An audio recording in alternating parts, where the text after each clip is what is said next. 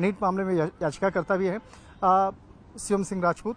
मैं आपसे जानना चाहता हूं कि किस तरह से पूरा इस मामले को पहले भी दलीलें दी गई हैं और जिस तरह से आज हलफनामा दिया गया एनटीए के द्वारा और बताया गया कि हम लोग और ज़्यादा इसको मजबूती से इसको मजबूत कर रहे हैं, इसको आप कैसे देखते हैं? देखिए, आज कोर्ट ने जिस तरीके से इस मैटर को सीरियसली लेके बहुत सारे ऐसे ऑब्जर्वेशन लिए। पहला ऑब्जर्वेशन तो ये था कि जो मेजर प्रॉब्लम इसमें है वो एडहॉक पे जो लोग हैं वो है, क्योंकि ये होता क्या है कि उस पे लोग चले जाते हैं। दूसरा उन्होंने जो सबसे मेजर ऑब्जर्वेशन लिया कि इसमें प्रॉब्लम ये है कि अकाउंटेबिलिटी की प्रॉब्लम, ट्रांसपेरेंसी के साथ साथ ये कि पेपर लीक किसने किया, who is the person who leaked it.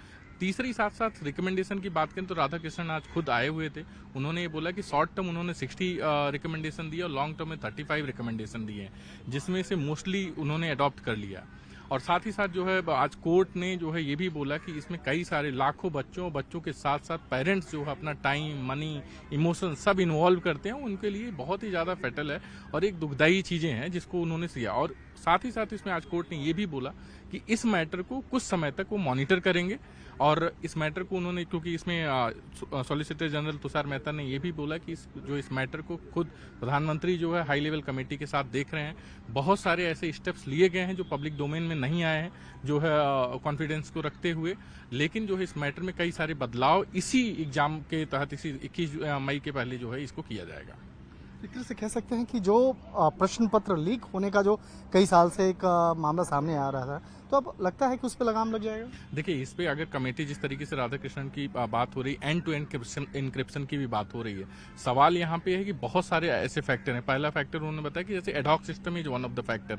Then क्या होता है ये एडहॉक सिस्टम? ये होता है कि बेसिकली अगर जो आपके एम्प्लॉय होते हैं, क्योंकि सेकंड इन कमांड कौन होगा, आज उन्होंने बात की कि जैसे सपोज अगर 10 ऑफिसर हैं, उसमें 10 में से अगर 8 जो है एडहॉक पे हैं, तो अगर उसमें से मान लीजिए कि 4 जो एडहॉक के अगर सुपर स्पेशल हैं वो अगर चले जाते हैं या कहीं चले जाते हैं, तो उसके बाद कौन आएगा, क्योंकि उसमें, लेकिन जब वो परमानेंट होंगे तो जो है क्या बोलते हैं, एक जो अगला एक अगर जाएगा तो दूसरा उसको उस पोजीशन को लेने के लिए तैयार रहेगा, जिससे क्वालिटी मेंटेन रहेगी। उन्होंने क्वालिटी की बात की है ओवरऑल इस पे, तो ये सबसे बड़ा एक मुद्दा है उन्होंने बोला। और बोले कि, और उन्होंने कई सारे इस पे कंपैरिजन भी दिए कि रेलवे के एग्जाम हो गए, यूपीएससी के एग्जाम हो गए, हमें उनसे भी जो है सीख लेने की जरूरत है। अगर कुछ हमें लगता है तो हम यूनिवर्सिटीज को कोलैब करें और इंस्टीट्यूशंस को कोलैब करें, लेकिन इसको हम उस तरीके से बेहतर करें। बहुत बहुत शुक्रिया आपका। निश्चित तौर पर विस्तार से बता रहे थे कि किस तरह से आज इस मामले में सुप्रीम कोर्ट में सुनवाई हुई और कैसे इस परीक्षा प्रणाली को मजबूत करना है, बेहतर करना है, अच्छा करना है। इससे जुड़े हुए जो कमेटी की जो सिफारिश रिपोर्ट है,